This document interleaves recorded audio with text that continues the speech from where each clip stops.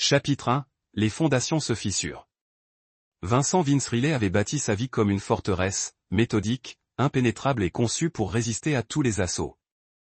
22 ans comme officier du renseignement du corps des marines lui avaient appris que la survie dépendait de 3 choses, la préparation, l'observation et la volonté de faire ce que les autres ne pouvaient pas faire. À 51 ans, son regard d'acier aiguë portait encore le poids d'opérations classifiées qui ne seraient jamais déclassifiées, et ses mains portaient les cicatrices d'interrogatoire dont il ne parlerait jamais. Diana avait été son point d'ancrage à son retour de son dernier déploiement en Afghanistan. Belle, intelligente et apparemment dévouée. Elle lui avait donné Alex, un fils qui avait hérité de l'esprit d'analyse de Vince et des traits saisissants de Diana. Pendant 15 ans, leur mariage avait été son seul sanctuaire. Le seul endroit où Vincent Riley, le mari, existait, séparé de l'homme qui avait autrefois fait disparaître des terroristes dans des refuges syriens. Leur maison de la banlieue de Phoenix reflétait cet équilibre délicat. L'atelier d'art de Diana occupait le garage aménagé, rempli de peintures et de sculptures inachevées qui généraient des revenus modestes auprès des galeries locales. Alex, aujourd'hui âgé de 16 ans, excellait en mathématiques avancées et en programmation informatique, faisant preuve de la même précision méthodique qui caractérisait son père. Vince dirigeait une société de conseil en sécurité privée, conseillant officiellement les entreprises sur l'évaluation des menaces tout en gérant officieusement les problèmes qui requéraient ses compétences particulières. La première fissure apparut un mardi soir de mars. Vince était rentré tôt d'une consultation à Las Vegas, trouvant la voiture de Diana disparue et Alex s'entraînant au violon dans sa chambre. Rien d'inhabituel. Diana suivait souvent des cours d'art le soir ou visitait des galeries. Mais quelque chose clochait. La maison dégageait une énergie inhabituelle, comme l'instant précédant une embuscade où chaque instinct crie au danger. Il trouva le téléphone de Diana en charge dans leur chambre, oublié dans sa précipitation. L'écran afficha une notification de T qui lui coupa le sang. « J'ai hâte d'être à nouveau en toi. Demain soir, même endroit. Je t'aime. » Vincent fixa l'écran pendant 30 secondes, la respiration contrôlée et régulière. En Afghanistan, il était resté assis, immobile, pendant 8 heures, à attendre le cliché parfait pour un commandant taliban. La patience était sa meilleure arme, et la rage un luxe qu'il ne s'était jamais permis. Il photographia le message, le supprima et replaça le téléphone exactement là où il l'avait trouvé. Puis il se rendit dans son bureau et commença ce qui allait devenir l'opération la plus importante de sa vie. Diana revint à 23h30, prétextant que son cours d'art avait pris du retard.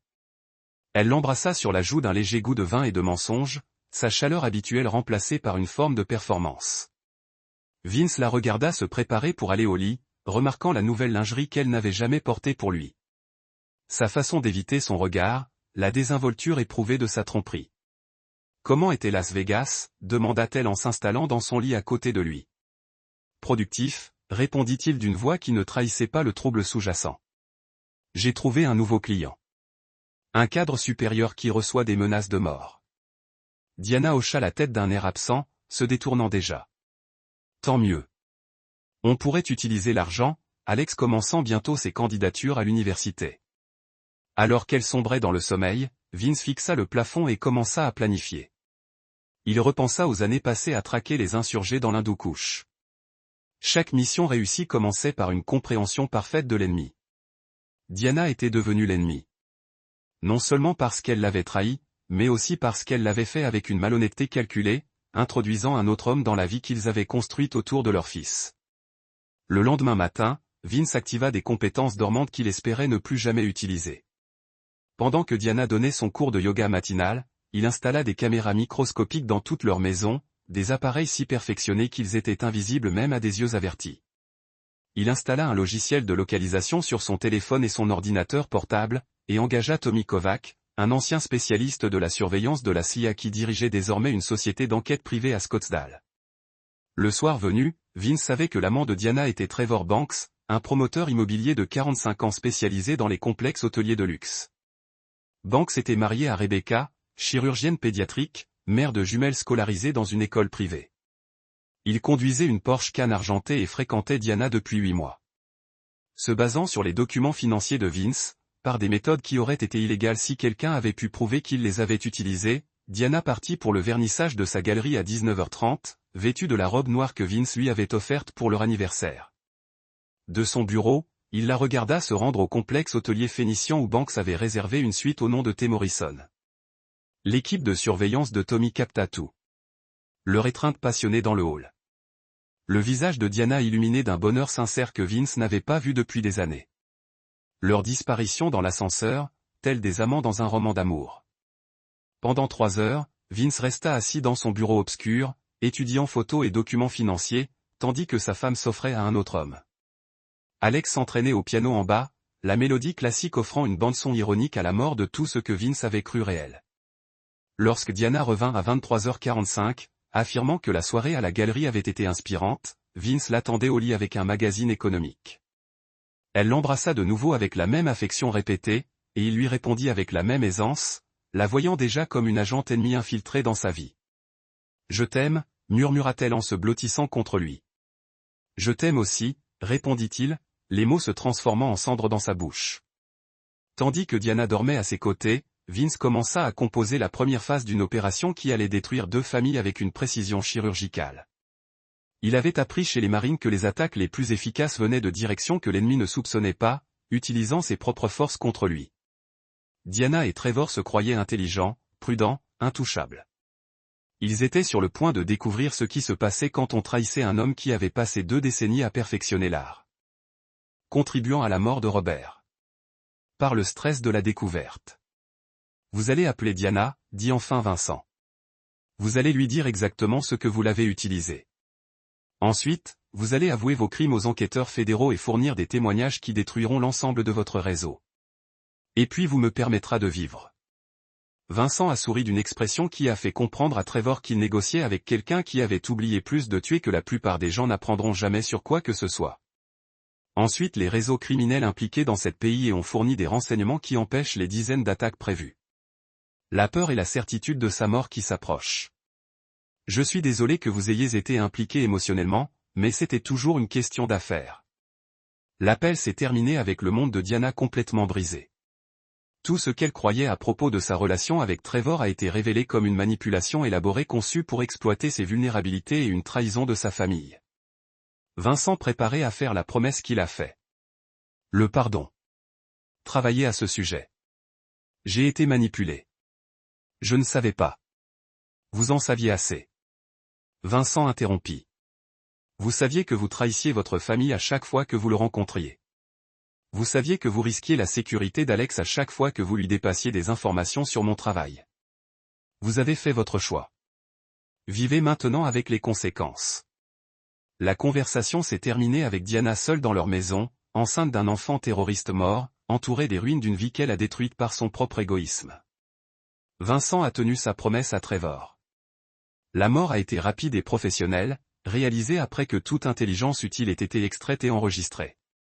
Le terroriste qui a ciblé la famille Riley a simplement disparu avec ses associés, laissant des preuves qui empêcheraient d'innombrables attaques tout en veillant à ce que personne ne puisse à nouveau menacer la famille de Vincent. Mais le travail le plus important de Vincent n'était pas encore venu, construisant une nouvelle vie avec Alex, le fils qui a choisi la loyauté sur le confort et méritait mieux que la famille qui lui avait échoué. Chapitre 9. Le sang est plus profond. 6 mois plus tard, Vincent et Alex se tenaient sur le pont d'une cabine dans le Wilderness du Montana, regardant le lever du soleil peindre les montagnes dans des tons d'or et crimson. L'enquête fédérale s'est terminée par plus de 60 arrestations dans 4 pays, démantelant un réseau terroriste qui opérait sans être détecté depuis près d'une décennie. Diana avait été autorisée à toutes les accusations, officiellement classée comme victime involontaire d'une opération de renseignement sophistiquée. Officiellement, elle avait donné naissance au fils de Trevor seul dans un hôpital Phoenix sans présent de famille et sans avenir au-delà de l'existence isolée qu'elle avait créée à travers ses choix. Pensez-vous qu'elle essaiera de nous trouver? Demanda Alex, sa voix portant la maturité qui provient de la trahison survivante et du choix du chemin le plus difficile de la loyauté. Elle sait mieux, répondit Vincent. J'ai clairement indiqué que toute tentative de nous contacter serait considérée comme une menace de sécurité à éliminer en permanence. Les nouvelles identités que Vincent avait créées pour eux étaient impeccables, soutenues par des décennies de planification et de ressources que la plupart des gens ne pouvaient pas imaginer. Vincent Reynolds était officiellement décédé dans un accident de voiture tandis que Vincent Riley avait disparu dans le programme fédéral de protection des témoins. Les hommes qui vivaient maintenant au Montana étaient David et Michael Carson, un père veuf et son fils qui avaient déménagé dans le désert pour échapper aux complications de la vie moderne. Alex, maintenant Michael, s'était adapté à leur nouvelle existence avec une résilience remarquable. À 17 ans, il possédait l'esprit analytique de son père et le sens de l'honneur inébranlable de son grand-père. Il avait gagné l'acceptation à plusieurs universités sous sa nouvelle identité, mais avait choisi de reporter l'inscription pour passer du temps à apprendre les compétences que son père avait maîtrisées au cours de sa carrière militaire.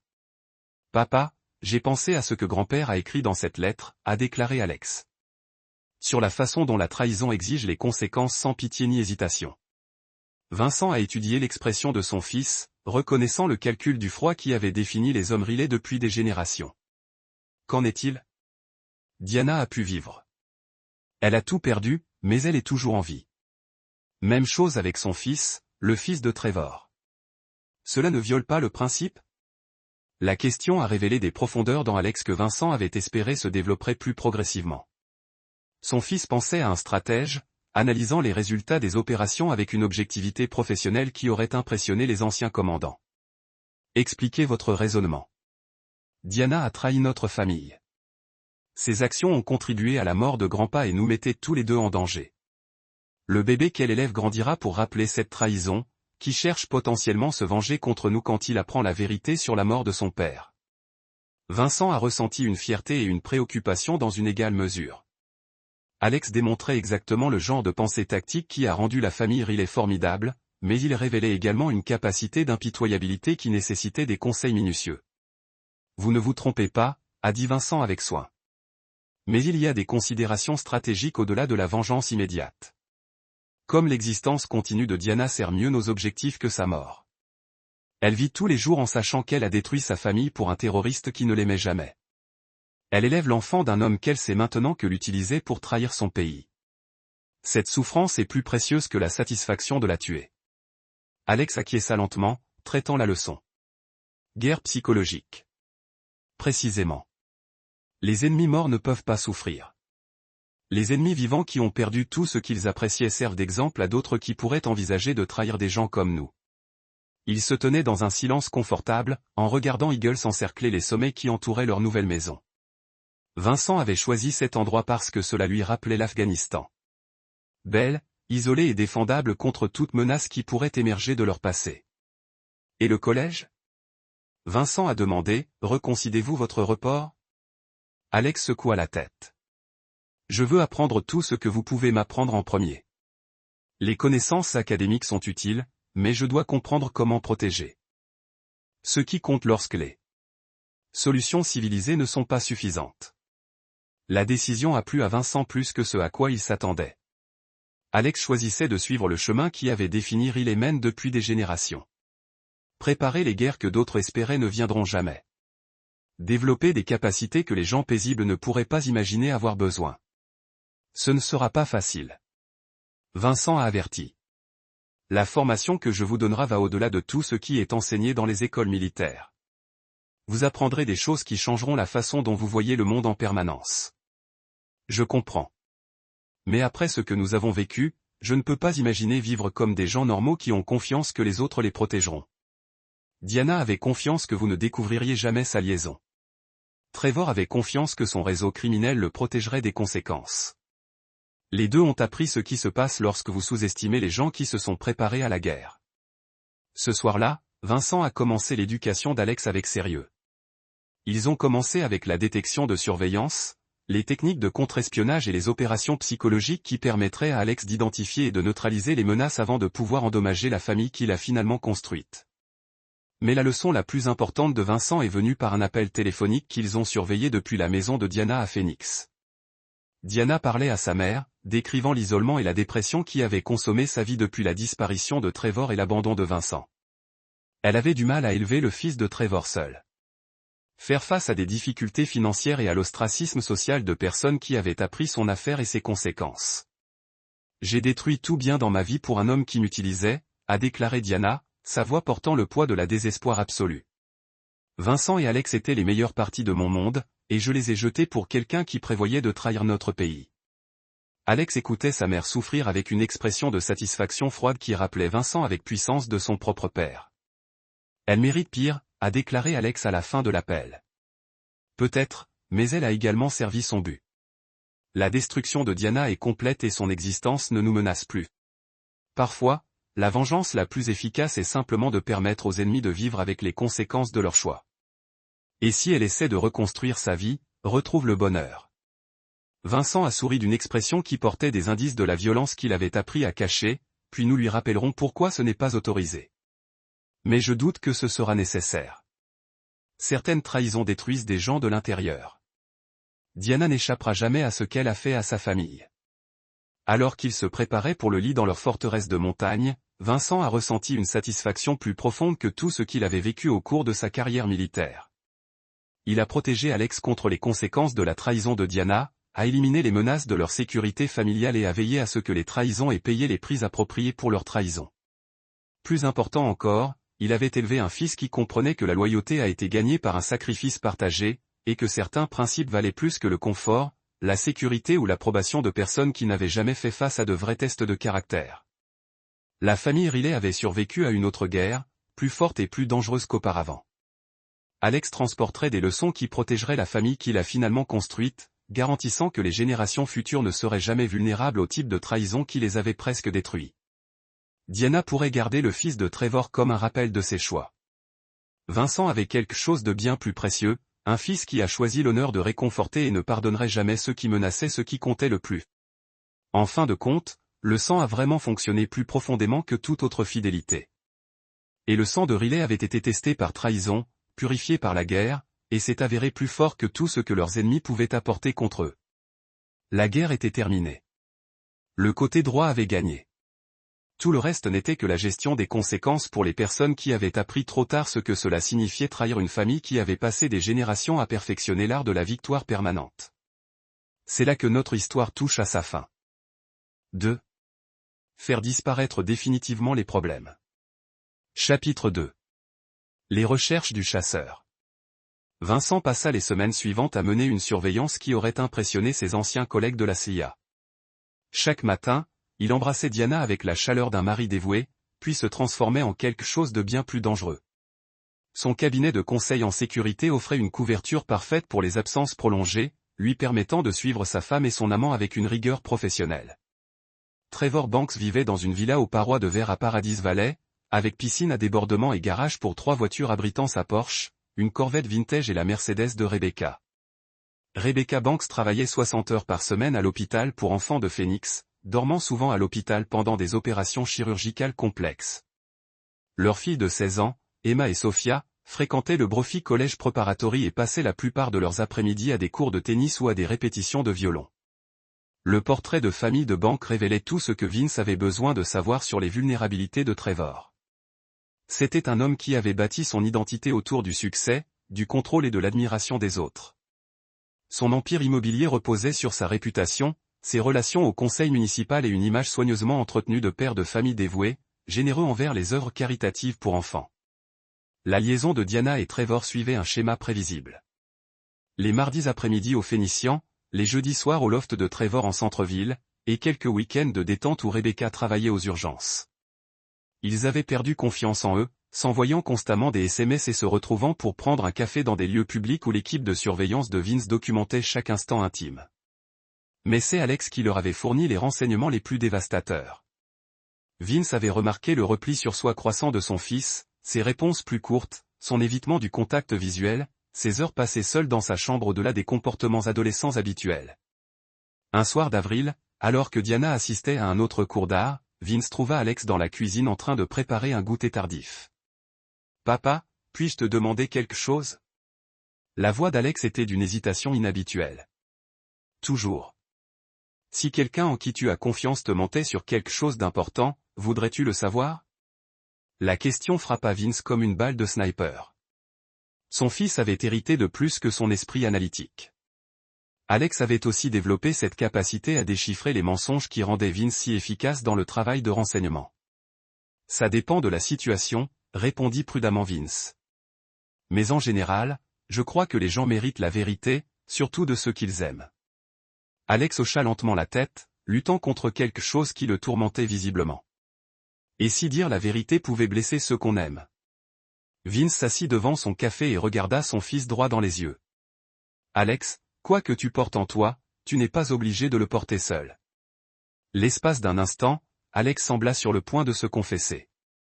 Puis son téléphone vibra, accompagné d'un message de Diana, « Je suis en retard ce soir. Ne m'attends pas. Je vous aime tous les deux. » L'ironie de ce message arrivé à ce moment précis ne leur échappa pas. Le visage d'Alex se durcit, avec la même expression que Vince avait reconnue dans son propre miroir. Le regard de quelqu'un dont la foi venait d'être brisée. « Elle ment depuis longtemps, n'est-ce pas ?» dit Alex doucement. « Que as-tu vu ?»« Tout. » La voix d'Alex était chargée d'amertume. Aucun adolescent de 16 ans ne devrait en avoir.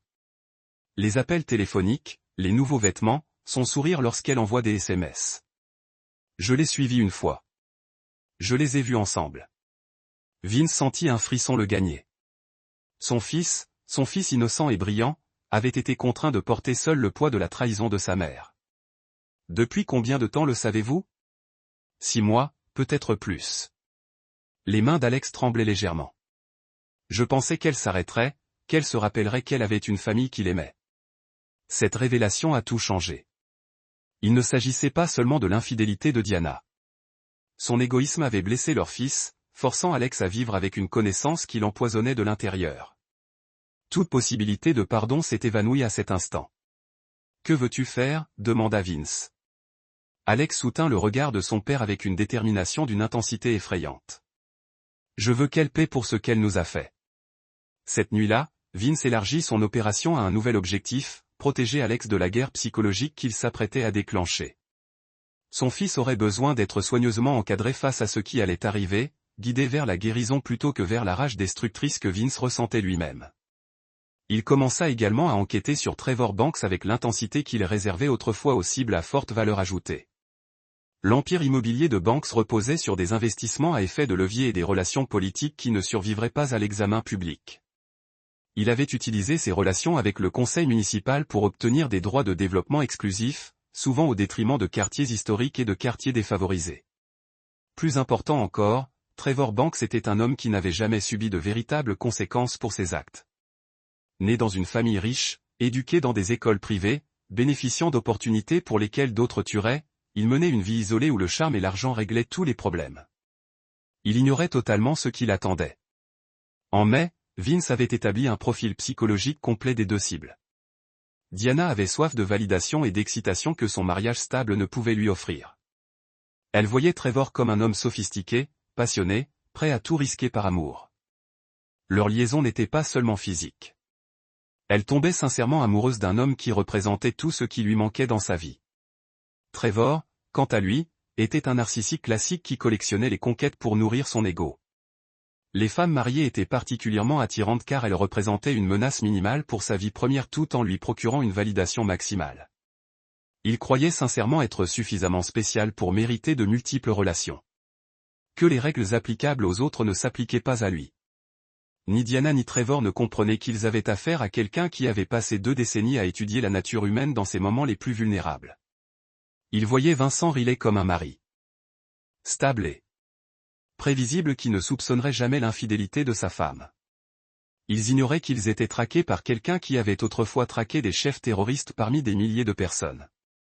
Par une chaude soirée de mai, Vince reçut l'information qui allait déclencher la phase suivante de son opération. Tommy Kovac appela avec une nouvelle qui aurait détruit un homme moins puissant. Diana était enceinte. Le bébé n'était pas de lui. Chapitre 3. Le piège commence. La révélation de la grossesse frappa Vincent avec la force d'une bombe artisanale. Pendant 24 heures, il s'autorisa à ressentir tout le poids de la trahison de Diana. Non seulement la liaison, mais aussi la guerre biologique qu'elle avait déclenchée contre leur famille. Elle portait l'enfant d'un autre homme, allongé dans le lit qu'elle partageait avec son mari, embrassant pour lui souhaiter bonne nuit le fils qui soupçonnait déjà sa tromperie, mais où un autre homme aurait pu s'effondrer ou exploser de rage. Vincent canalisa sa fureur vers quelque chose de bien plus dangereux. Un calcul absolu. Diana avait déclaré la guerre à tout ce qu'il avait construit. Maintenant, elle allait apprendre ce qui se passe lorsqu'on s'attaque à un couteau à une fusillade contre quelqu'un qui maîtrise l'art de la destruction totale. La première phase exigeait que Diana et Trevor se croient en sécurité. Vincent devint le mari parfait, attentionné sans méfiance, solidaire sans être collant. Lorsque Diana annonça sa grossesse 3 semaines plus tard, sa performance était digne d'un Oscar. Sérieux? Il la souleva dans un tourbillon qui parut joyeux à tous les spectateurs, y compris Alex, qui se tenait dans l'embrasure de la cuisine avec une expression de pur dégoût. Quelle nouvelle incroyable! Le sourire de Diana vacilla un instant. Elle savait que la chronologie rendait la filiation de Vince douteuse, mais elle se reprit rapidement, se laissant aller à croire que son mari était trop confiant pour faire le calcul. « Je sais qu'on n'a pas essayé, mais c'est le moment idéal », l'interrompit Vince en l'embrassant sur le front. Alex va bientôt entrer à l'université. On aura le temps de se concentrer sur un nouveau bébé. Ce soir-là, après que Diana eut appelé Trevor pour lui annoncer la bonne nouvelle, Vince passa à l'étape suivante. Il avait passé des semaines à infiltrer le monde de Trevor grâce à ses relations d'affaires, se positionnant comme un investisseur potentiel dans le dernier projet de Banks Développement, un complexe hôtelier de luxe à Sedona qui nécessitait un important financement privé. La rencontre s'était faite par l'intermédiaire de Marcus Webb, un ancien agent de la Delta Force qui dirigeait désormais la sécurité de plusieurs promoteurs immobiliers de renom. Marcus devait la vie à Vince suite à une opération en Irak et était heureux d'organiser une rencontre entre Vincent Reynolds, un riche ancien entrepreneur de la défense cherchant à diversifier ses investissements, et Trevor Banks.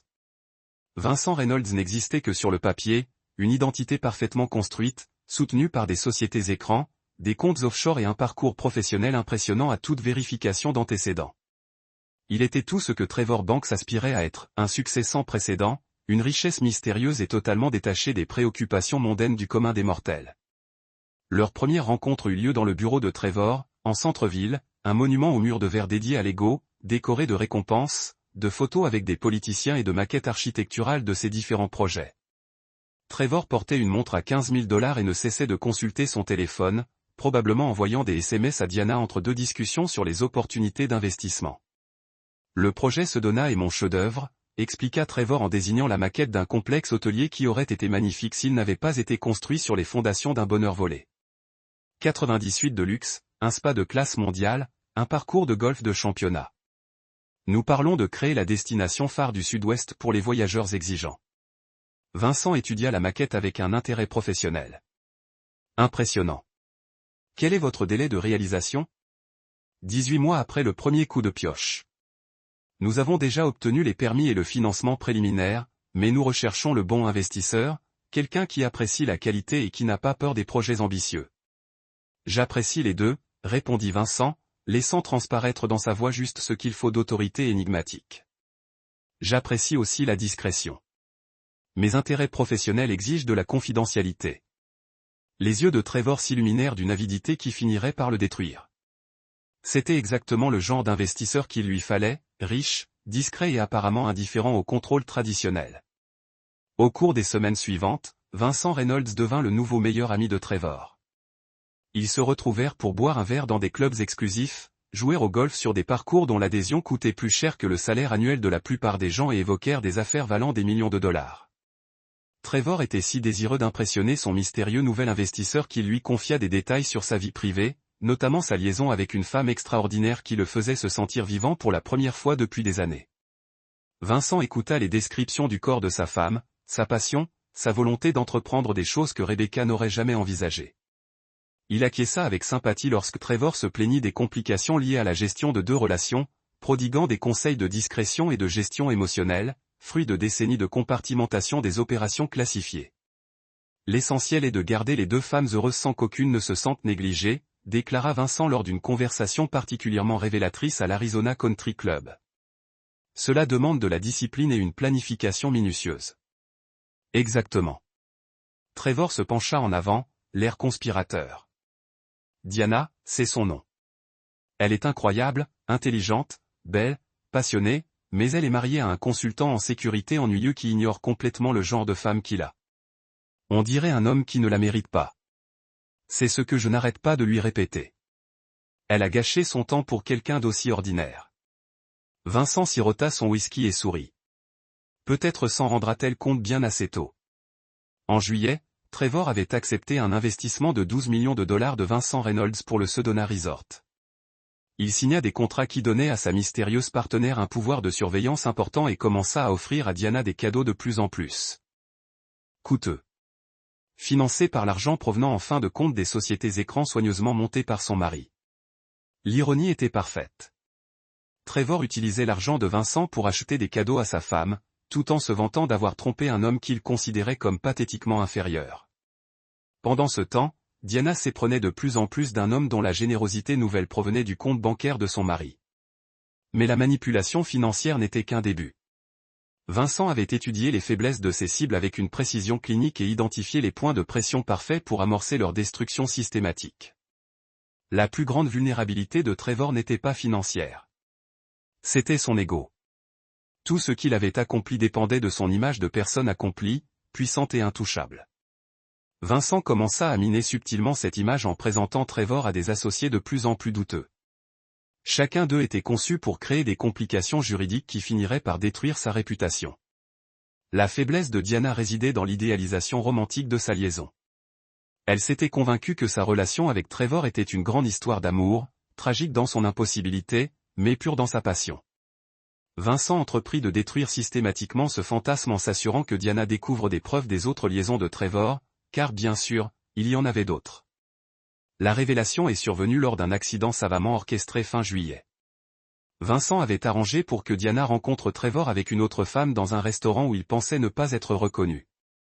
Il s'agissait en réalité de Lisa Chin, une enquêtrice infiltrée à la solde de Vincent, spécialisée dans les opérations de piège à miel. Le désespoir de Diana fut immédiat et total. Elle confronta Trevor, qui nia d'abord tout avant d'avouer une aventure sans lendemain, sans commune mesure avec ses sentiments pour elle. Mais le mal était fait. L'histoire d'amour parfaite s'était révélée n'être qu'une liaison arrangée comme les autres. Ce que Diana ignorait, c'est que sa douleur était soigneusement documentée. Vincent avait des caméras enregistrant ses larmes, des micros capturant ses disputes avec Trevor, des relevés financiers montrant chaque achat effectué avec une irrationalité motivée par l'émotion. Il construisait un dossier qui détruirait sa crédibilité lors de toute procédure judiciaire future, notamment concernant la garde d'Alex. En août, les deux cibles commençaient à subir les fractures de stress qui allaient finalement ruiner leur vie. Trevor devait faire face à des auditeurs de plus en plus agressifs qui l'interrogeaient sur ses pratiques commerciales, tandis que Diana découvrait que son amant idéal n'était qu'un homme égoïste de plus qui faisait passer ses propres intérêts avant lui. Aucun d'eux ne soupçonnait que leurs problèmes croissants étaient liés, ni que le consultant en sécurité ennuyeux qu'ils considéraient comme inutile orchestrait leur destruction avec la précision d'une opération militaire. Mais le véritable chef-d'œuvre de Vincent restait à venir. Jusqu'ici, tout n'avait été que préparation, affaiblissement des cibles, collecte de renseignements, positionnement des moyens. La vengeance serait bien plus brutale que tout ce qu'il pouvait imaginer. À la fin de l'été, Vincent commença à planifier la fin de la partie qui mettrait Diana et Trevor à genoux simultanément, détruisant non seulement leur relation, mais aussi tout ce à quoi ils tenaient dans leur vie respective. Il avait appris leurs faiblesses, exploité leur vulnérabilité et s'était positionné pour frapper d'une direction qu'il n'aurait jamais vu venir. L'homme qui avait autrefois fait disparaître des terroristes dans des grottes afghanes s'apprêtait à rappeler à deux tricheurs de banlieue que trahir un tueur professionnel était la dernière erreur qu'il commettrait. Chapitre 4. Le réseau de tromperie. Le réseau de surveillance de Vincent avait évolué au point d'impressionner ses anciens contacts à la NSA. Chaque aspect de la vie de Diana et Trevor était désormais sous surveillance constante, combinant surveillance électronique, ressources humaines et manipulation psychologique. Ils vivaient dans un bocal à poissons, ignorant que chaque conversation, chaque émotion, chaque secret était catalogué par un homme qu'ils sous-estimaient tous deux. Septembre apporta de nouveaux développements qui accélérèrent le cours des événements de Vincent. La grossesse de Diana se manifesta et elle commença à exiger de plus en plus désespérément de Trevor qu'il quitte sa femme. Leur liaison, autrefois menée avec une discrétion méticuleuse, devint confuse et chargée d'émotions, Diana réalisant que les promesses de son amant concernant leur avenir commun n'étaient que des platitudes creuses destinées à la satisfaire avec des miettes. Trevor, quant à lui, subissait une pression croissante de toutes parts. L'investissement de Vincent Reynolds s'accompagnait d'exigences de surveillance qui commençaient à révéler des irrégularités dans ses pratiques commerciales. Les responsables de l'urbanisme posaient des questions gênantes sur les autorisations de permis qui semblaient inhabituellement favorables au développement de banques. Plus dangereux encore, Rebecca commençait à remarquer l'absence et la distance émotionnelle croissante de son mari. Vincent observait les deux cibles s'emballer tout en conservant ses personnages soigneusement construits. Dans le rôle de Vincent Riley, il était le mari bienveillant, aidant sa femme à traverser une grossesse difficile. Il l'accompagnait même à ses rendez-vous médicaux où il souriait tendrement en obtenant la confirmation que la date prévue de l'accouchement rendait sa paternité biologiquement impossible. Dans le rôle de Vincent Reynolds, il était le mystérieux investisseur dont les questions rendaient Trevor de plus en plus paranoïaque quant à d'éventuelles enquêtes pour fraude. La véritable percée survint lorsqu'Alex fournit des renseignements qui changèrent tout. « Papa, il faut que je te dise quelque chose, » dit Alex un soir de mi-octobre. Ils étaient dans le bureau de Vincent, travaillant soi-disant sur des dissertations de candidature à l'université, mais Vincent voyait son fils se débattre avec quelque chose de plus important que les échéances scolaires. « Je t'écoute. » L'amant de maman, Trevor. Il lui pose des questions sur toi, sur ton travail, tes clients, tes revenus. La voix d'Alex portait la précision minutieuse héritée de son père. Elle pense qu'il est juste curieux, mais je pense qu'il prépare quelque chose. Vincent ressentit le frisson familier qui précédait les opérations de combat. Quel genre de questions? Des détails sur vos contrats de conseil, si vous possédez des habilitations de sécurité, sur quel type de dossier travaillez-vous? La semaine dernière, je l'ai entendu vous demander si vous gardiez des dossiers chez vous. Les implications étaient stupéfiantes. Trevor Banks ne se contentait pas de voler la femme de Vincent. Il menait une collecte de renseignements suggérant une trahison bien plus sophistiquée qu'une simple liaison. Soit Trevor prévoyait d'utiliser les informations commerciales de Vincent à son profit, soit il travaillait avec quelqu'un qui avait besoin d'accéder à sa liste de clients. Cette nuit-là, Vincent a activé des protocoles de surveillance qu'il espérait ne jamais utiliser. En quelques heures, il a eu la confirmation que Trevor était bien plus qu'un promoteur immobilier escroc. Il était connecté à un réseau d'entreprises criminelles qui utilisaient des entreprises légales pour blanchir de l'argent provenant du trafic d'armes, du trafic d'êtres humains et du trafic de stupéfiants. Cette révélation a tout remis dans le contexte. Diana ne se contentait pas de tromper un homme d'affaires prospère. Elle était impliquée sans le savoir avec quelqu'un dont les activités criminelles représentaient une menace directe pour la famille de Vincent. Plusieurs des clients consultants de Vincent étaient des agences fédérales menant des opérations classifiées contre les réseaux que Trevor contribuait à financer. En octobre, Vincent avait dressé un tableau complet de l'entreprise criminelle de Trevor. Le développement des banques était une opération écran qui transformait des profits illégaux en investissements immobiliers légitimes. Les relations politiques de Trevor ne se limitaient pas à des permis favorables. Elles visaient à le protéger des regards indiscrets des forces de l'ordre. Sa liaison avec Diana, initialement motivée par une attirance sincère, s'est transformée en une affaire plus calculée lorsqu'il a réalisé que les relations de son mari pouvaient fournir des renseignements précieux. La réponse de Vincent a été rapide et impitoyable. Il a activé des contacts au sein des forces de l'ordre fédéral, fournissant des informations anonymes qui ont mené à des enquêtes sur les opérations de blanchiment d'argent de Trevor. Simultanément, il a commencé à fournir de fausses informations à Diana sur ses contrats classifiés, s'assurant que les renseignements recueillis par Trevor seraient non seulement inutiles, mais aussi nuisibles à ses associés criminels. Le piège était élégant dans sa simplicité. Trevor utilisait Diana pour espionner un homme qui profitait désormais de leur relation pour transmettre de fausses informations directement à son réseau criminel. Chaque question posée par Trevor, chaque détail fourni par Diana était soigneusement élaboré pour rapprocher les forces de l'ordre de ses associés, tout en donnant l'impression que Vincent menait précisément le type d'opération susceptible d'intéresser les entreprises criminelles. Prise entre les exigences croissantes de ses amants et le secret croissant de son mari sur son travail, Diana commença à ressentir un stress qui se manifesta de manière profondément satisfaisante pour Vincent. Elle prenait du poids au-delà des prévisions normales d'une grossesse, dormait mal et s'en prenait de plus en plus souvent à Alex. La culpabilité d'avoir trahi sa famille se combinait à la pression d'être un agent de renseignement involontaire, créant exactement le type de dépression nerveuse que Vincent avait appris à exploiter lors des interrogatoires. Mais le coup le plus dévastateur de Vincent restait à venir. Sous son pseudonyme de Vincent Reynolds, il avait eu accès aux dossiers financiers les plus sensibles de Trevor, notamment des comptes offshore et des structures de sociétés écrans. Il y trouva la preuve d'une entreprise criminelle de plus de 50 millions de dollars. Des informations qui allaient non seulement détruire Trevor, mais aussi impliquer des dizaines d'associés dans un complot s'étendant à plusieurs États. Fin octobre, Vincent prit une décision qui aurait semblé incroyablement téméraire à quiconque n'aurait pas compris ses capacités. Il allait faire de Trevor Banks un allié involontaire contre son propre réseau criminel, utilisant sa liaison avec Diana comme moyen de pression pour l'obliger à coopérer avec les forces de l'ordre fédéral. L'opération commença par une confrontation soigneusement mise en scène. Vincent, alias Vincent Reynolds, avait convenu d'un rendez-vous avec Trevor à son bureau du centre-ville, soi-disant pour discuter du développement de leur partenariat d'investissement. Mais au lieu de parler affaires, Vincent déposa sur le bureau de Trevor un épais dossier contenant des photos, des documents financiers et des communications prouvant les activités criminelles de Trevor avec des détails accablants. « Je sais qui vous êtes vraiment, » dit Vincent doucement, regardant le sang se retirer du visage de Trevor. « Je suis au courant pour le blanchiment d'argent, les complicités criminelles, les comptes offshore.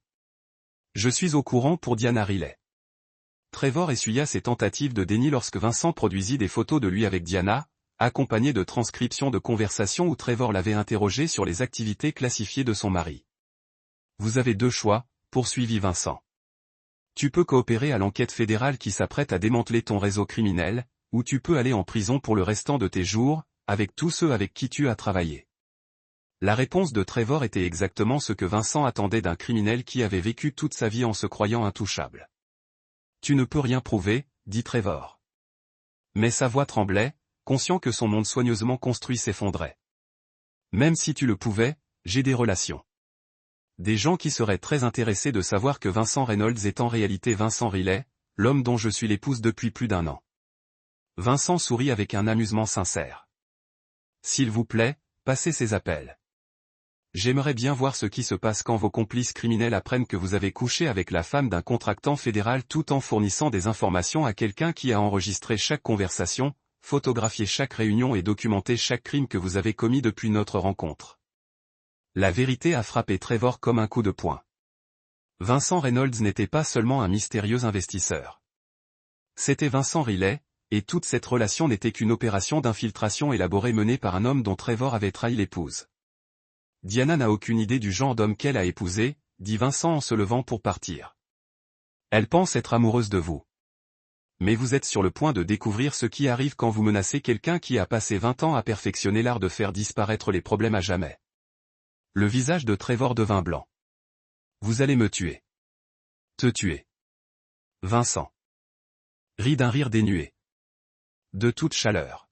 « Ce serait une forme de clémence. Je vais détruire tout ce qui t'a toujours tenu à cœur, te transformer en informateur fédéral contre ton propre peuple, et m'en assurer chaque jour pour le restant de tes jours. Tu te souviens que tu t'es attiré ça en pensant pouvoir voler un homme qui en sait plus sur la guerre que tu n'en apprendras jamais. » Alors que Vincent se dirigeait vers la porte, Trevor commit l'erreur qui allait sceller son destin. « Diana porte mon bébé, » dit-il désespérément. « Si tu me détruis, tu la détruis aussi. » Vincent se retourna avec une expression qui fit comprendre à Trevor pour la première fois qu'il avait affaire à quelqu'un de véritablement dangereux. « Diana a cessé de me préoccuper dès l'instant où elle t'a préféré à sa famille, » répondit Vincent. « Le bébé n'est pas non plus de ma responsabilité. Mais tu vas bientôt apprendre ce qui arrive quand tu menaces le fils d'un homme avec tes activités criminelles. Alex ne mérite pas de payer pour les choix de sa mère ni pour ta cupidité. » Cette nuit-là, Vincent entamait la phase finale d'une opération qui ne laisserait aucun survivant parmi ses ennemis, tout en protégeant la seule personne qui comptait encore pour lui, son fils, qui avait fait preuve de loyauté face à la trahison et méritait mieux que la famille qu'il avait abandonnée. L'issue serait brutale, définitive et sans appel. Chapitre 5. L'avertissement du père. La mort de Robert Riley début novembre a tout changé. Le père de Vincent, vétéran décoré du Vietnam, avait appris à son fils que l'honneur n'était pas négociable et que la trahison appelait des conséquences. Il luttait contre un cancer du pancréas depuis 6 mois, une bataille qu'il avait cachée à la plupart de sa famille pour éviter ce qu'il appelait une mise en scène émotionnelle. Vincent savait que son père était mourant. Robert le lui avait dit en privé, d'homme à homme, avec la franchise qui caractérisait leur relation. Ce que Vincent ignorait, c'est que son père avait découvert la liaison de Diana et avait pris des mesures pour protéger son fils et son petit-fils du chaos qu'il avait vu. À venir. Les funérailles eurent lieu un mardi gris, ce qui correspondait parfaitement à l'humeur de Vincent. Diana joua parfaitement le rôle de la belle-fille endeuillée, serrant le bras de Vincent tandis que des larmes coulaient sur son visage. Elle était enceinte de 5 mois, ce qui était suffisamment évident pour que plusieurs membres de la famille commentent combien Robert aurait aimé rencontrer un autre petit enfant. Chaque commentaire était un coup de poignard que Vincent encaissa avec le stoïcisme que son père lui avait inculqué. Alex resta aux côtés de son père tout au long de la cérémonie, mais Vincent voyait bien que l'attention de son fils n'était pas portée sur les éloges funèbres. Alex observait la foule avec la même intensité analytique que Vincent utilisait lors des évaluations des menaces, notant qui était présent, comment chacun se comportait, qui semblait déplacé. Après l'enterrement, alors que la famille se réunissait chez Robert pour le repas traditionnel, Hélène, la mère de Vincent, le prit à part avec une urgence qui réveilla immédiatement son instinct professionnel. « Vincent, j'ai besoin de te parler en privé, dit-elle, la voix tremblante d'une chose qui dépassait le chagrin. Des derniers jours de ton père. » Ils se dirigèrent vers le bureau de Robert, une pièce qui avait toujours été taboue pendant l'enfance de Vincent. Hélène ferma la porte et se tourna vers son fils, le regard empreint d'une peur que Vincent n'avait jamais vue auparavant. « Votre femme lui a rendu visite la veille de sa mort, dit Hélène, les mots jaillissant précipitamment.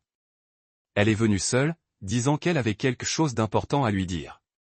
Ils ont discuté pendant plus d'1 heure. Lorsqu'elle est partie, votre père était différent, agité, en colère comme je ne l'avais pas vu depuis le Vietnam. » Vincent sentit la vigilance familière du combat l'envahir. De quoi parlait-il? Je ne sais pas. Robert refusait de me le dire. Mais après son départ, il passa des coups de fil. Des appels privés où il parlait de cette voix qu'il utilisait pendant la guerre. Froid, professionnel, dangereux.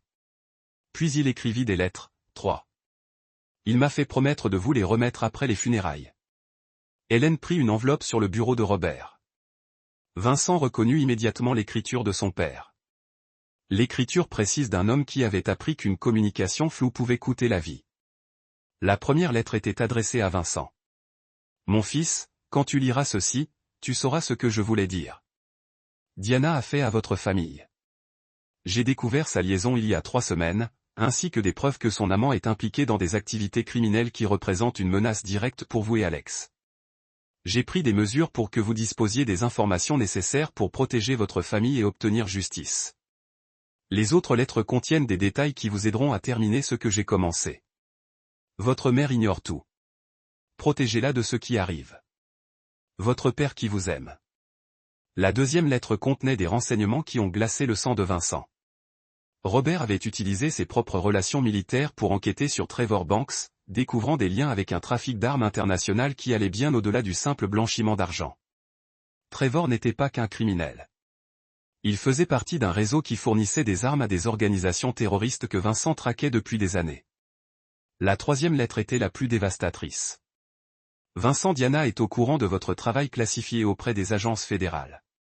Elle a transmis des informations à des banques qui les ont partagées avec des associés liés à des opérations de contrebande d'armes syriennes. Votre couverture a été compromise. Protégez Alex et éliminez définitivement la menace. Ceci est un ordre direct de votre supérieur hiérarchique. Officier. Vincent lut les lettres 2 fois, puis les tendit à sa mère. Son visage devint blême tandis qu'elle en assimilait les implications. Ton père allait tout te dire, dit Hélène doucement. Il comptait survivre assez longtemps pour t'aider à gérer cette situation. Mais le stress de ce qu'il a découvert a accéléré le cancer. Diana le tua aussi sûrement que si elle lui avait pointé un pistolet sur la tempe. Avant que Vincent puisse répondre, des pas dans le couloir annoncèrent l'approche du bureau. Alex apparut dans l'embrasure de la porte, le visage sombre et déterminé qui rappela fortement Robert à Vincent. « Papa, tu dois te cacher, » dit Alex d'un ton pressant. « Avant qu'il n'arrive, qui vient, Alex ?»« Les gens de Trevor. Je surveille ses communications depuis des semaines. » La voix d'Alex avait le calme assuré de quelqu'un donnant un briefing professionnel. Il sait que tu es Vincent Reynolds. Il est au courant de l'enquête fédérale. Il a décidé d'éliminer la menace avant que tu puisses témoigner. Comme interpellé par l'avertissement d'Alex, le bruit des véhicules qui s'engageaient dans l'allée résonna dans la maison. Vincent s'approcha de la fenêtre et aperçut 2 SUV noirs immatriculés au gouvernement, mais il les reconnut grâce aux photos de surveillance. Ils appartenaient aux complices criminels de Trevor, probablement armés et assurément dangereux. « Combien de temps avons-nous » demanda Vincent. « Peut-être 2 minutes avant qu'ils ne se positionnent autour de la maison, » répondit Alex. « Grand-mère, y a-t-il une autre issue » Hélène désigna une porte que Vincent n'avait pas remarquée. Intégrée au panneau muraux de manière si discrète qu'elle était presque invisible. Ton père l'avait installée pendant la guerre froide. Elle mène au garage. Alors que Vincent s'approchait de la porte dérobée, Alex le saisit par le bras. « Papa, il y a autre chose. Maman a parlé à Trevor de ta chambre forte à la maison. Elle lui a donné les codes de sécurité, les plans de la maison, tout. Elle pense l'aider à se protéger de ce qu'elle appelle tes relations avec le gouvernement. La révélation que Diana avait trahi les dispositifs de sécurité les plus sensibles de leur famille était la confirmation ultime dont Vincent avait besoin. Elle ne trichait pas. Elle collaborait activement avec des criminels pour neutraliser la menace qu'elle percevait comme son mari. Quel est le plan ? Demanda Alex d'une voix ferme malgré le danger qui les encerclait. Vincent regarda son fils, âgé de 16 ans, qui faisait déjà preuve du courage et de la loyauté qui caractérisaient les hommes Riley. À cet instant, il prit une décision qui allait déterminer le reste de leur vie. « Nous allons disparaître », dit doucement Vincent. « Ta mère a choisi son camp. Maintenant, nous choisissons le nôtre. » Alors qu'il s'apprêtait à partir par la voie de fuite de Robert, Vincent entendit la voix de Diana depuis la maison principale, saluant les hommes venus tuer son mari. Elle les présentait aux membres de la famille, jouant le rôle d'une veuve innocente tout en facilitant ce qu'elle croyait être la capture de Vincent. « Elle ne sait pas qu'ils sont là pour te tuer », dit Alex en lisant l'expression de son père. « Elle pense que ce sont des agents fédéraux qui vont t'arrêter pour quelque chose. Trevor l'a convaincu que tu étais le criminel dans cette situation. » Vincent s'arrêta sur le seuil de la porte dérobée.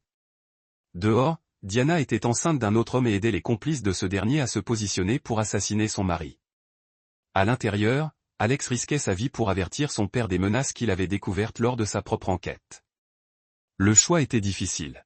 « Ton grand-père avait raison », dit Vincent tandis qu'il s'enfonçait dans l'obscurité du garage de Robert. « C'est la guerre, et en guerre, on protège ses alliés et on élimine ses ennemis sans pitié ni hésitation. » Alors qu'il quittait la maison de son père, Vincent commença la phase finale d'une opération qui laisserait Diana, Trevor et leurs complices anéantis au-delà de toute possibilité de guérison. Mais plus important encore, il commençait une nouvelle vie avec la seule personne qui était restée fidèle quand tout s'était effondré. Alex il avait choisi de soutenir son père. Vincent allait maintenant lui montrer la valeur de cette loyauté et ce qui arrivait à ceux qui avaient commis l'erreur de menacer la famille Riley. La fin de la partie était imminente et il n'y aurait aucun survivant parmi ses ennemis. Chapitre 6. Le jugement commence. Vincent et Alex passèrent leur première nuit en tant que fugitifs dans une planque qui n'existait officiellement pas. Une propriété que Vincent avait achetée des années plus tôt sous une identité si profondément enfouie que même les agences fédérales auraient du mal à la retrouver. Située dans le désert près de Flagstaff, la maison était équipée d'un équipement de communication de qualité militaire, d'armes capables d'arrêter une petite armée et d'une technologie de surveillance couvrant un rayon de 5 mètres. Tandis qu'Alex explorait leur demeure temporaire avec la fascination de quelqu'un découvrant la vie secrète de son père, Vincent activa des protocoles qu'il espérait ne jamais utiliser. En quelques heures, il avait établi le contact avec d'anciens coéquipiers répartis sur 3 continents. Chacun avait envers Vincent des dettes qui transcendaient l'argent ou les faveurs. « Papa, cet endroit est incroyable », dit Alex en examinant un système informatique qui ressemblait à un centre de contrôle de mission pour un lancement spatial. « Combien de temps cela a-t-il duré ? Tu t'es préparé à une telle chose ? » Depuis ta naissance, répondit Vincent. Honnêtement, j'ai toujours su que mon passé pourrait rattraper notre famille. Je ne m'attendais simplement pas à ce que la menace vienne de l'intérieur de notre maison. Le lendemain matin, la confirmation de ce à quoi ils avaient échappé a été apportée. Tommy Kovac a appelé pour annoncer que le domicile de Vincent avait été perquisitionné par des hommes armés se faisant passer pour des agents fédéraux. Diana les avait laissés entrer, croyant qu'ils étaient là pour arrêter son mari pour des crimes non spécifiés contre la sécurité nationale. Au lieu de cela, ils avaient saccagé la maison à la recherche de preuves inexistantes, puis avaient disparu lorsque de vrais agents fédéraux sont arrivés pour enquêter sur des signalements d'activités suspectes. Diana joue parfaitement le rôle de l'épouse confuse, a rapporté Tommy. Raconter à tout le monde que tu agis bizarrement, qu'elle s'inquiète pour ta santé mentale depuis la mort de ton père. Elle a même suggéré que tu avais peut-être kidnappé Alex. Vincent sentit une satisfaction glacée s'installer dans sa poitrine. Diana suivait exactement le scénario qu'il avait prévu, se présentant comme une victime innocente de l'apparente dépression nerveuse de son mari, tout en espérant secrètement que l'entourage de Trevor avait éliminé la menace qui pesait sur leur relation. Et Trevor ? Disparu. Son bureau est fermé, ses téléphones sont débranchés, et Rebecca a signalé sa disparition hier. Mais voici le plus intéressant, elle a également demandé le divorce en urgence et gelé tous leurs comptes joints. Il semble que Madame Banks ait découvert des preuves des activités extrascolaires de son mari. La révélation que Rebecca avait abandonné Trevor était un autre élément qui se mettait en place. Vincent avait passé des mois à fournir à Rebecca des informations sur les liaisons de son mari, utilisant des informations anonymes et des preuves soigneusement placées pour s'assurer qu'elle découvre les trahisons de Trevor au pire moment. Mais le véritable chef-d'œuvre de Vincent ne faisait que commencer. La semaine suivante, il a orchestré une campagne de guerre psychologique ciblant les complices criminels de Diana et Trevor avec la précision d'une frappe chirurgicale. La première phase consistait à communiquer des images de surveillance soigneusement montées aux forces de l'ordre fédéral. Les enregistrements montraient Trevor discutant de trafic d'armes avec des associés, mais ils avaient été manipulés pour faire croire que Diana était présente lors de ces conversations. Aux yeux des enquêteurs, l'épouse de Vincent Riley aurait pu être perçue comme une participante active au trafic d'armes international. La deuxième phase était plus personnelle. Vincent commença à apparaître à Diana dans des endroits où elle se croyait en sécurité, épicerie, restaurant, son atelier d'art, toujours juste assez longtemps pour qu'elle le voie avant qu'il ne disparaisse. Aux yeux de tous, cela ressemblait à une coïncidence. Pour Diana, c'était la preuve évidente que son mari la traquait grâce aux compétences acquises au cours de sa carrière militaire. La pression psychologique était dévastatrice. En quelques jours, Diana dormait mal, sautait sur les ombres et prenait des décisions de plus en plus erratiques, la rendant instable aux yeux de quiconque observait son comportement. Sa grossesse aggravait sa volatilité émotionnelle, créant un effet de boucle qui détruisait sa crédibilité auprès de son entourage. Mais le geste le plus brutal de Vincent fut d'utiliser l'appât d'Alex. « J'ai besoin que tu appelles ta mère », dit Vincent à son fils un soir de mi-novembre. Ils étaient au centre de communication de la maison sécurisée, entourés d'écrans diffusant les images de surveillance de Phoenix. Dis-lui que tu es en sécurité, mais que tu ne peux pas rentrer à la maison à cause de ce que tu as appris sur sa liaison. Alex parut incertaine pour la première fois depuis leur fuite. Cela ne la mettrait-il pas en danger? Elle l'est déjà. Les criminels qu'elle veulent éliminer quiconque pourrait les relier à Trevor. Y compris elle. Le seul moyen de la protéger maintenant est de lui faire comprendre la vérité sur ce dans quoi elle est impliquée. L'appel fut dévastateur. Diana répondit à la première sonnerie, la voix désespérée d'inquiétude et de soulagement. « Alex, Dieu merci. Où es-tu? Je suis folle d'inquiétude. Je suis en sécurité, maman. Mais je ne peux pas rentrer à la maison. Que veux-tu dire? Où est ton père? On dit qu'il est dangereux. Qu'il pourrait te faire du mal. Papa me protège des gens. Tu as aidé. » Le silence dura près de 30 secondes avant que Diana ne retrouve la parole. « Je ne comprends pas ce que sont les gens de Trevor. Maman, les criminels avec qui ils travaillent. Ceux qui veulent tuer papa parce qu'il est au courant de leur trafic d'armes. » Vincent écoutait Diana essayer de traiter des informations qui bouleversaient tout ce qu'elle pensait savoir sur sa situation. Dans son esprit, Trevor était un homme d'affaires prospère persécuté par son mari instable. La possibilité que Trevor soit en réalité un criminel qu'il ait utilisé pour recueillir des renseignements contre des opérations fédérales était si éloignée de sa réalité qu'elle ne pouvait pas l'accepter immédiatement. « C'est impossible, » dit finalement Diana. « Trevor n'est pas un criminel. Il est pris pour cible par ton père à cause de notre relation. Maman, j'ai vu les preuves. Dossier financier, vidéos de surveillance, communication avec des trafiquants d'armes. Trevor ne trompe pas seulement sa femme. Il aide des terroristes à se procurer des armes. Non, non, ce n'est pas vrai. Ton père te ment, il te manipule. Papa ne m'a rien dit. Les activités criminelles de Trevor, interrompit Alex. Je les ai découvertes moi-même. J'enquête sur la liaison de ma mère depuis des mois, essayant de comprendre pourquoi elle voulait détruire notre famille. J'ai découvert que Trevor Banks l'utilisait pour espionner un homme dont le métier consiste à traquer des personnes qui lui ressemblent. La conversation s'est terminée par un appel téléphonique de Diana, rongée par le déni et la rage, mais Vincent savait que le doute avait été semé. Les jours suivants, Diana allait commencer à remettre en question des choses qu'elle avait acceptées sans examen, cherchant des preuves qui confirmeraient ou infirmeraient les accusations de son fils. Ce qu'elle trouverait détruirait ce qui restait de son fantasme soigneusement construit sur sa relation avec Trevor Banks. Parce que Vincent avait passé des mois à s'assurer que les preuves seraient impossibles à nier, parfaitement placées pour qu'elle les découvre et suffisamment dévastatrices pour briser toutes les illusions qu'elle s'était faites sur l'homme qu'elle croyait aimer. Le piège se refermait et Diana allait apprendre ce qui arrive quand on trahit une famille qui avait passé des générations à perfectionner l'art de la guerre. Chapitre 7. Les titans de l'actualité. Le monde de Diana commençait à s'effondrer exactement comme Vincent avait orchestré. Quelques jours après l'appel téléphonique d'Alex, elle découvrit des preuves qui transformèrent sa perception de Trevor, passant du statut de héros romantique à celui de prédateur criminel. La révélation lui fut apportée par des sources de confiance, sa propre enquête, des documents trouvés par hasard, des appels téléphoniques qu'elle n'était pas censée entendre. Vincent assista à sa destruction psychologique grâce à des caméras de surveillance installées dans toute leur maison, que Diana n'avait jamais découvertes. Il la vit lire des relevés financiers prouvant les liens criminels de Trevor, écouter des enregistrements d'appels téléphoniques où Trevor discutait de la neutralisation des menaces avec une brutalité désinvolte, et comprendre peu à peu que sa grossesse la rendait vulnérable aux yeux d'un homme qui ne l'avait jamais vraiment aimée. Le point de rupture survint lorsque Diana tenta de contacter Trevor et découvrit que ses numéros de téléphone étaient coupés. Désespérée de trouver des réponses, elle se rendit à son bureau du centre-ville et le trouva abandonné, avec des avis de saisie fédéraux scotchés aux fenêtres. Trevor Banks avait complètement disparu, laissant derrière lui une traînée de preuves impliquant tous ses collaborateurs, y compris la femme enceinte qui lui avait transmis des renseignements sur les opérations fédérales.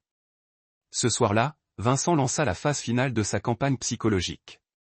Il envoya à Diana un colis contenant des photos de Trevor avec d'autres femmes. Des documents financiers prouvant qu'il avait menti sur sa réussite commerciale, ainsi qu'une lettre manuscrite de Trevor.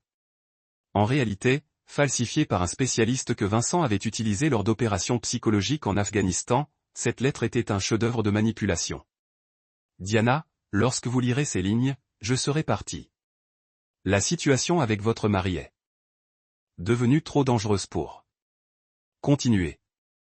Je veux que vous compreniez que notre relation n'a jamais été une question d'amour. Il s'agissait d'accéder, par votre intermédiaire, à des informations dont mes associés avaient besoin à des fins commerciales légitimes. Je suis désolé que vous vous soyez impliqué émotionnellement, mais je ne peux pas risquer la sécurité de ma famille pour quelqu'un qui n'a toujours été qu'un moyen de parvenir à mes fins. N'essayez pas de me contacter. Passez à autre chose et oubliez notre rencontre. Vincent, à travers des caméras cachées, observait Diana lire la lettre, son visage oscillant entre incrédulité, rage et chagrin d'amour. Elle était enceinte de 8 mois d'un enfant dont le père venait de révéler qu'il était un criminel qu'il avait utilisé comme agent de renseignement avant de l'abandonner aux prises avec les conséquences qu'il avait contribué à créer. Mais les souffrances de Diana n'étaient que le début. Vincent avait passé des mois à se positionner. Les pièces d'échecs étaient en jeu à ce moment précis, et il commença à les déplacer avec la précision d'un stratège hors pair. Premièrement, il diffusa aux enquêteurs fédéraux des images de surveillance montées, faisant apparaître Diana comme une participante active à l'entreprise criminelle de Trevor. Les enregistrements la montraient en train de transmettre des documents à Trevor, discutant du travail de Vincent en des termes suggérant une collecte délibérée de renseignements et une rencontre avec les associés de Trevor, qui étaient en réalité des agents fédéraux menant des opérations d'infiltration. Deuxièmement, il apporta la preuve que Diana avait compromis des informations classifiées sur des opérations antiterroristes fédérales, mettant en danger la vie d'agents et permettant potentiellement des attaques contre des intérêts américains. Les preuves étaient circonstancielles, mais accablantes, enregistrements de communication, transactions financières et témoignages de témoins soigneusement préparés pour étayer le récit construit par Vincent. Troisièmement, il fit en sorte que Diana soit contactée par des agents fédéraux qui la croyaient impliquée dans un trafic d'armes international. L'interrogatoire se déroula à son domicile, devant des voisins qui s'attendaient déjà à une intervention des forces de l'ordre grâce à des informations anonymes sur des comportements suspects de la famille Riley. La performance de Diana lors de l'interrogatoire fédéral correspondait parfaitement aux attentes de Vincent. Stressée, enceinte et émotionnellement dévastée par l'abandon de Trevor, elle apparaissait instable et potentiellement dangereuse. Ses tentatives pour expliquer qu'elle avait été trompée ne faisaient que la faire passer pour une criminelle cherchant à minimiser sa culpabilité. Quelques heures après l'interrogatoire, Diana fut placée sous surveillance fédérale, en tant que personne d'intérêt, dans le cadre d'une enquête antiterroriste en cours. Son atelier fut perquisitionné, ses dossiers financiers gelés et sa liberté de voyager restreinte, dans l'attente d'une enquête plus approfondie. Mais le geste le plus cruel de Vincent restait à venir. Alex appela une seconde fois sa mère. Cette fois, il s'agissait de lui proposer un choix qui révélerait sa véritable nature. « Maman, je suis au courant pour l'enquête fédérale », dit Alex lorsque Diana répondit d'une voix qui semblait vieillie par des années de stress. « Papa a des contacts qui le tiennent informé. »« Alex, s'il te plaît, tu dois rentrer à la maison. J'ai besoin de toi ici. Tout s'écroule. Je ne peux pas rentrer tant que tu es sous surveillance fédérale. Mais papa dit qu'il y a peut-être un moyen de t'aider. L'espoir désespéré de Diana était déchirant à voir. Quel genre d'aide? Papa a des preuves qui pourraient prouver que tu as été manipulé par Trevor et que tu ignorais ses activités criminelles. Il est prêt à partager ces preuves avec les enquêteurs fédéraux, mais seulement si tu acceptes certaines conditions. Quelles conditions? Alex marqua une pause, laissant le poids du moment s'accumuler. Tu dois reconnaître publiquement que tu as trahi notre famille. Tu dois admettre que tu as choisi un criminel plutôt que ton mari et ton fils, et tu dois renoncer à tout droit de garde ou de visite avec moi. Le silence qui suivit fut dévastateur. Vincent pouvait voir Diana à travers les caméras de surveillance, debout dans leur cuisine, une main sur son ventre de femme enceinte, en train d'étudier une offre qui la sauverait des poursuites fédérales, mais détruirait à jamais sa relation avec son fils. « Je ne peux pas faire ça », murmura finalement Diana. « Alex, tu es mon fils. J'ai fait des erreurs, mais je t'aime. Je ne renoncerai pas à mon droit de voir. Toi. Alors tu iras en prison, répondit Alex avec une froideur qui rappela à Vincent son propre père. Le témoignage de papa est la seule chose qui puisse te sauver des poursuites fédérales. Mais il n'aidera pas quelqu'un qui continue de privilégier ses propres désirs égoïstes au bien-être de sa famille. Diana se mit à pleurer de profonds sanglots déchirants qui auraient ému Vincent s'il n'avait pas passé des mois à la regarder trahir tout ce qu'il avait construit pour leur famille. « S'il te plaît, ne me fais pas choisir entre ma liberté et mes enfants, supplia Diana. Tu as déjà fait ce choix, dit doucement Alex. Quand tu as décidé d'avoir l'enfant d'un autre homme tout en l'aidant à espionner notre famille, ce n'est que la conséquence de choix faits des mois auparavant. La conversation se termina avec Diana raccrochant, désespérée, la laissant seule dans une maison remplie d'équipements de surveillance qui diffusaient sa crise à l'homme qu'elle avait trahi et au fils qu'elle avait perdu par son propre égoïsme. Vincent n'éprouvait aucune satisfaction à assister à la destruction de sa femme, seulement à la froide conclusion d'une opération nécessaire. Diana s'était fait une ennemie de la famille lorsqu'elle avait choisi Trevor plutôt qu'Alex. Elle apprenait maintenant ce qui arrivait aux ennemis de ceux qui avaient passé des décennies à perfectionner l'art de la guerre. Mais la fin était encore à venir. Trevor Banks était sur le point de découvrir que disparaître de la vie de Diana ne le sauverait pas des conséquences de la menace qu'il portait à la famille de Vincent. Et Diana était sur le point d'apprendre que certaines trahisons étaient impardonnables, quels que soient les regrets ou les remords. Les hommes Riley avaient toujours achevé ce que leurs ennemis avaient commencé. Cette guerre allait se terminer par une victoire totale du seul camp qui comptait, celui qui comprenait Alex, le fils qui avait choisi la loyauté plutôt que les mensonges confortables qui avaient détruit sa mère. Chapitre 8. La révélation des funérailles du père. Après les funérailles de mon père, ma mère m'a pris à part. Elle avait l'air terrifiée. Ta femme? Elle lui a rendu visite la veille de sa mort. Elle a bégayé. Je me suis figé. Puis mon fils m'a tiré par la manche. Il a murmuré, « Papa, tu dois te cacher avant qu'il n'arrive. » 2 SUV noirs se sont arrêtés. Mon fils m'a couvert la bouche tandis que nous nous faufilions dans la voie secrète de fuite de son père. C'était le moment auquel Vincent se préparait depuis son enfance, celui où les leçons de guerre, d'honneur et de loyauté de son père détermineraient la survie de sa famille ou sa destruction par des ennemis qu'il avait sous-estimés. Caché dans la planque avec Alex, Vincent comprit enfin toute l'ampleur de ce que son père avait découvert avant sa mort. Robert Riley n'avait pas seulement découvert la liaison de Diana. Il avait identifié un complot complexe qui utilisait les relations amoureuses pour infiltrer des entrepreneurs fédéraux et recueillir des renseignements sur des opérations antiterroristes. Trevor Banks faisait partie d'un réseau criminel qui ciblait spécifiquement les épouses d'hommes disposant d'habilitations de sécurité, utilisant leur liaison pour accéder à des informations classifiées qui étaient ensuite vendues à des trafiquants d'armes internationaux. Diana n'était pas la première cible de Trevor. Elle était simplement la dernière d'une série d'épouses trahies qui avaient inconsciemment compromis la sécurité nationale pour l'illusion de l'amour. « Papa, regarde ça », dit Alex en étudiant les rapports de renseignement que Robert avait compilés avant sa mort. Trevor dirige cette opération depuis 5 ans. 12 femmes différentes, toutes mariées à des hommes sous contrat fédéral ou issus de l'armée, Vincent examina les dossiers avec une colère grandissante. Chaque cas suivait le même schéma, cours prolongé, manipulation émotionnelle, extraction progressive de renseignements, puis abandon lorsque les cibles devenaient des cibles dangereuses. Plusieurs femmes avaient fini en prison fédérale faute de pouvoir prouver leur innocence. D'autres s'étaient suicidées plutôt que de subir les conséquences de leur trahison involontaire. Diana devait être la 13e cible d'une série qui avait déjà détruit des dizaines de vies. Grand-père avait découvert tout cela. Alex demanda, « Ton grand-père était toujours en contact avec des personnes qui traquent ce genre d'opération », répondit Vincent. Lorsqu'il découvrit la liaison de ta mère, il utilisa ces relations pour enquêter sur les antécédents de Trevor. Il découvrit les preuves d'une conspiration criminelle qui s'étendait à plusieurs gouvernements étrangers. Les renseignements recueillis par Robert étaient accablants. Le réseau criminel de Trevor ne se contentait pas de voler des informations classifiées. Il les utilisait pour coordonner des attaques terroristes contre les intérêts américains dans le monde entier. Les dossiers financiers faisaient état de paiements provenant de trafiquants d'armes syriens, d'agents des services de renseignement iraniens et de sous-traitants militaires nord-coréens. Tous les secrets que Diana avait révélés sur le travail de Vincent avaient potentiellement permis des attaques contre des agents, des soldats et des civils américains. Sa trahison n'était pas seulement personnelle. C'était une trahison d'une ampleur telle qu'elle impliquait des conséquences dépassant tout ce que Vincent avait initialement prévu. « Que faisons-nous maintenant » demanda Alex. Vincent regarda son fils, âgé de 16 ans, qui faisait déjà preuve de plus d'honneur et de courage que sa mère n'en avait montré de toute sa vie d'adulte. Alex méritait de comprendre toute la vérité sur ce à quoi ils étaient confrontés et sur ce qu'il leur faudrait pour y survivre. « Nous allons les détruire complètement, » dit doucement Vincent. « Tous, Trevor, son réseau et tous ceux qui les ont aidés à cibler notre famille. » L'opération planifiée par Vincent ne ressemblait à rien de ce qu'il avait mené au cours de sa carrière militaire. Il ne s'agissait pas de recueillir des renseignements ni de capturer des cibles pour les interroger.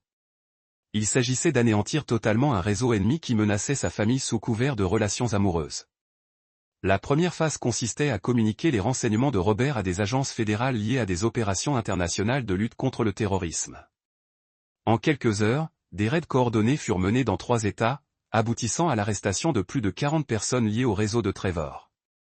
Les preuves rassemblées par Robert étaient si complètes que la plupart des cibles furent capturées avant qu'elles ne puissent détruire les documents compromettants ou avertir leurs associés.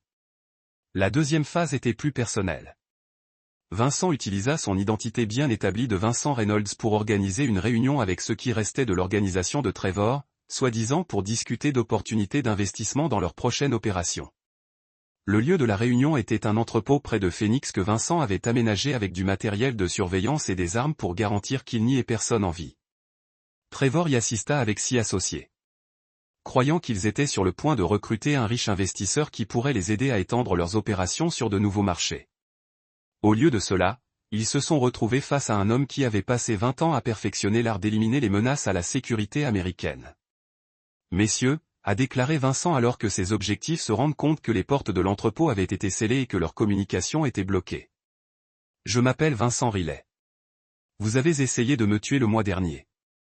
Ce soir, nous allons discuter de la raison pour laquelle c'était une erreur. » Ce qui a suivi était une interrogation qui a révélé que toute la portée du réseau criminel avait identifié. Sous des pressions qui ont rendu des techniques d'interrogation améliorées contre les facilités fédérales, et les identités de l'agent qui ont été plancées à leur réseau. La pression psychologique de l'observation de ses associés est systématiquement éliminée, combinée à la prise de conscience que Vincent Riley était quelque chose de bien plus dangereux qu'un consultant de la sécurité de banlieue, l'a réduit à une épave sanglotante qui a avoué à des crimes s'étendant sur une décennie.